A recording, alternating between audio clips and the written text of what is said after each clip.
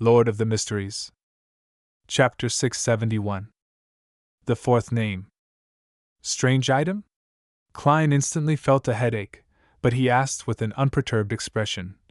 What is it? Fish with human fingers growing in them. Without waiting for Gehrman Sparrow's reply, Frank ran into the dining hall. Before long, he ran back and held a strange bluish-black fish in his hand. The fish was of normal length. In the space where its eyes were, it had a face resembling a human. Its belly had been dissected, and 3 bloody fingers could be seen stuffed inside. It wasn't inserted by me. It was originally like that. Look at its teeth. It's very unlikely that it will eat something like that, so it can only be the case of the fingers producing themselves. Of course, I'm currently unable to determine what the fingers will do to its body. Frank hurriedly explained his judgment.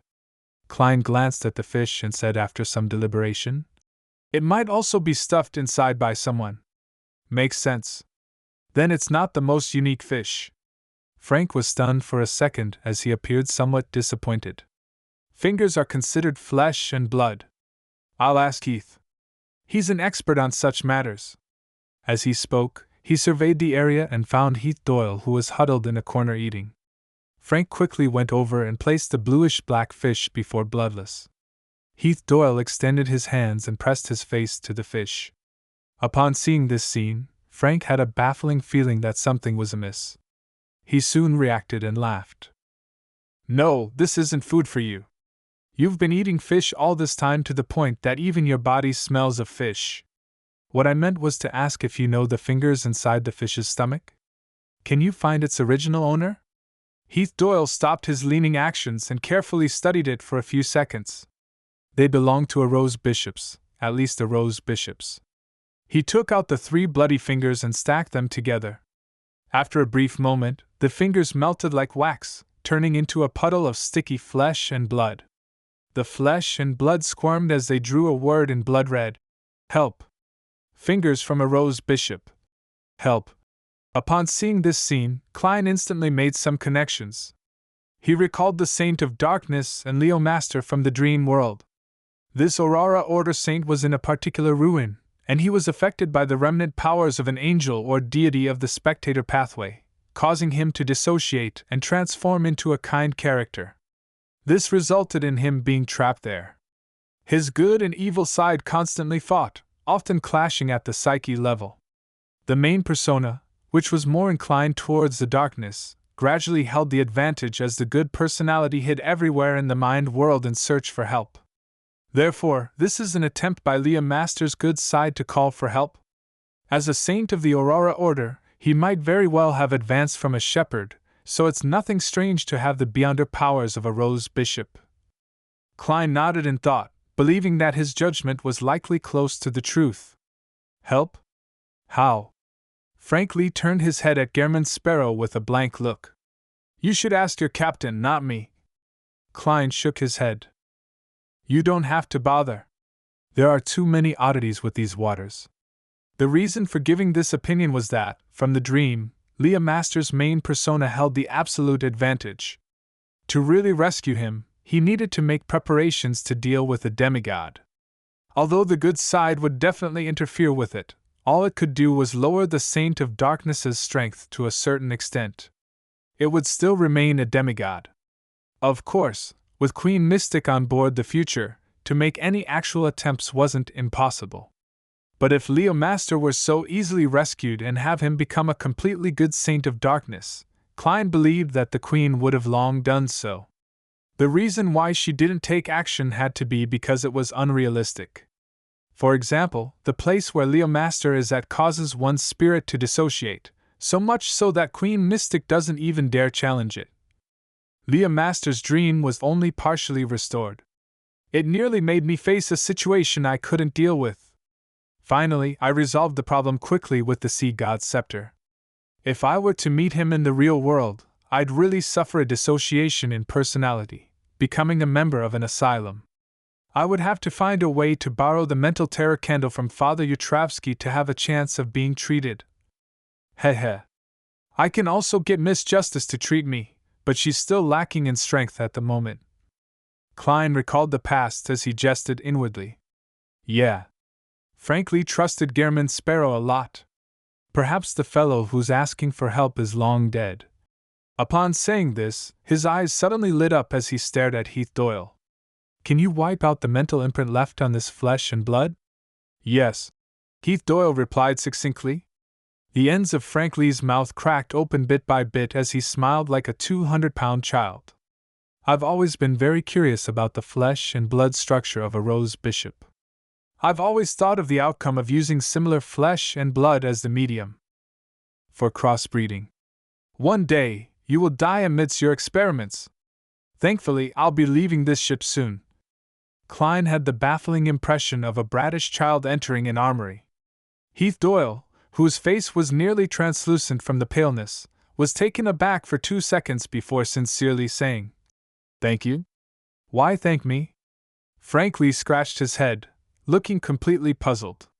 He's probably thanking you for being able to hold back your curiosity and not using his flesh and blood as the experimental subject. You are a partner worth trusting. The corners of Klein's mouth twitched a bit in an attempt to interpret the reason. He realized that the future's first and second mate had rather strange thought processes. Afternoon town. In the half-collapsed cathedral. Colin stood by the side of the ecclesiastic in white and softly asked, "Who are the kings? What is the huge calamity? Who tempted Sasser?" The ecclesiastic didn't seem to hear him as he continued prostrating to the ground. He repeated his words of penitence as though he was an illusory recording left behind by the environment. A wraith, specter, or an evil spirit? Derek looked in that direction, feeling somewhat nervous. Seeing no response from the ecclesiastic, Colin reached out his right hand, inching his silver sword towards the person. However, despite the sharp blade tip reaching the back of his head, the ecclesiastic remained in penitence, as though nothing had changed. Colin Iliad retracted his silver sword as he surveyed the area with dark green symbols in his eyes. Then, he walked diagonally to the altar ahead as he cast his gaze onto the candle emitting a yellow light. After a few seconds of silence, he reached out his left hand and extinguished the entirety of the candlelight. The collapsed deity statue in the middle of the altar suddenly turned dim as the prostrating white-robed man finally stopped his penitence. He slowly lifted his head. It was a gloomy green, and his gaze was filled with hatred. Before Derek, Hyam, and Joshua could react in time, the devout ecclesiastic had pounced forward with an exceedingly fast speed, drawing out an afterimage. Colin was already prepared for it. He took a step diagonally forward with his right foot, turned his body halfway, and swept backward with the silver sword in his left hand. On the sword, spots of light soared, instantly forming a gigantic storm. The storm that was formed purely out of light swept the surroundings, leaving the ecclesiastic frozen in midair before he was completely devoured. The storm quickly came to an end as Colin looked at the ecclesiastic whose body had been infused with the light of dawn. Then, he repeated his previous questions again. Who are the kings? What is the huge calamity? Who tempted Sasser? The ecclesiastic, whose figure was already very indistinct, replied in a dazed manner. The kings are Sasser, Ouroboros, Medici. Just as he was about to say the fourth name, a transparent flame tore through him from the inside. The flame instantly engulfed him, burning him into a spreading black gas. So the kings refer to the kings of angels. What's the fourth name? Why did he self-destruct just as he was about to say it? Is it the one who tempted Sasser, or someone else? Derek was filled with questions. As the ecclesiastic died, the streets outside and the entirety of Afternoon Town suddenly produced roars that sounded like wild beasts. Derek subconsciously looked out the window and saw a gigantic face. The glass where it was originally plastered to had grown a single unique eye. On its face was short and dense black hair.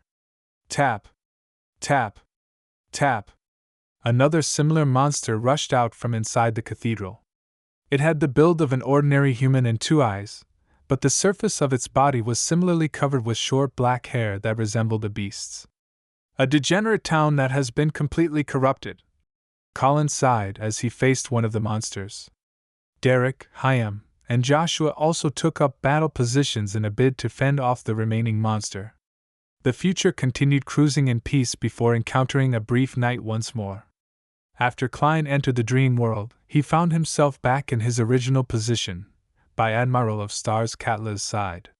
He was just about to look at the projection of the giant king's court on the opposite side of the mountain to seek out more possible clues when he suddenly heard Katla ask heavily while hugging her knees. "Have you met her?" Klein acknowledged tersely without hiding the truth. Katla pursed her lips and asked, "She's on the ship?" "Yes." Klein turned his head and looked at Admiral of Stars as he said in passing, "You have very deep feelings for her." Katla's expression wasn't as lost and dazed as before. Biting her lips, she said in a self-deprecating manner, "That's right. I was by her side before I was 3. Heh. That's what they say, but I no longer have any actual memories of that. She taught me, and she held me by the hand as we adventured. She watched me grow up. To me, she's my captain and my teacher, as well as my mother." As Katla spoke, she suddenly fell silent.